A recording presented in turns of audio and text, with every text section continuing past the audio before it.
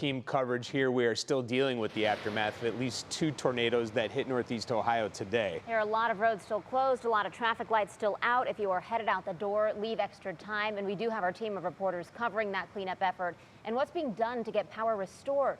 We start with David Greenberg live in Parma. Yeah, good morning, guys. Here in Parma, Fantastic. Across from the shops at Parma, where crews are using that as a staging area for the illuminating company, and they've since been deployed this morning. And they have a big job to do. They are working 24 hours a day, 24/7, 16 hours on, 8 hours off to try and get that power restored. That's double shifts.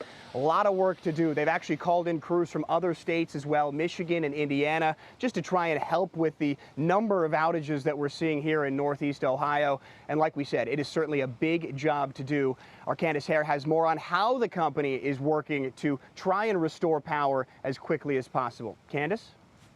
Thank you, David. Yeah, that's right. When we learned it could take a week to get power restored, I think everybody, especially those without power, asked, why is it going to take this long? So we want to take a look at the illuminating company's priorities. You can see them right here. This is what they do when so many people are out of power. They list 6 things that they do in order. So the first thing they have to do, you have to make sure everyone is safe and clear any down power lines. They work to repair any high voltage lines. Then second, after that, they focus on getting power restored to hospitals, to the medical facilities, police, fire departments, 911 facilities, anything involved in emergency operations. After that, they go to the main feeder distribution lines, and they follow that up with areas with the largest number of customers. So if all of your neighbors are out of power, hopefully they will get it to you first, and then they move it on to the individual homes. They move to the outages that are going to affect the biggest chunk of people. So we want to get the repairs done in the areas where more people are going to come back up online.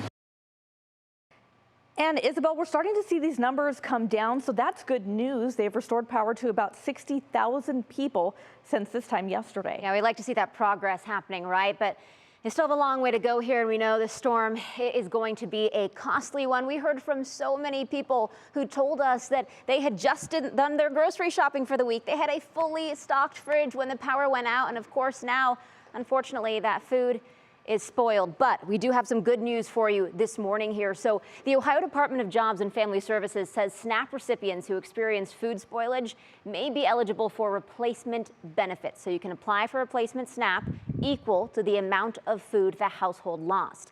And Dave, there are a lot of people with money worries after the storm. Yeah, that's right. The cost of throwing out food, having to go out to eat if all their food is spoiled, people buying generators, and not to mention the cost of home repairs. One South Euclid homeowner says the whole thing is a headache.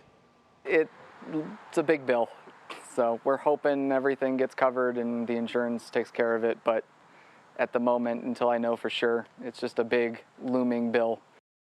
And Danita, it's really important to find the right contractors when it comes to those costly repairs. Dave, you're right about that. The Better Business Bureau of Greater Cleveland is warning homeowners to beware of storm chasers. The BBB issued an alert to advise residents to do their research and get more than one estimate before committing to a company. They also say be cautious with contractors. We tell homeowners, you pick the contractor, don't let them pick you. You just want to be leery of companies that are knocking on your door, going door to door in the neighborhood following a storm. The BBB recommends searching for contractors on its website before making any commitments. There you can find reviews and ratings for each company. And Matt, there is still a lot of cleanup to do. So how is it looking for those trying to get out and do some work?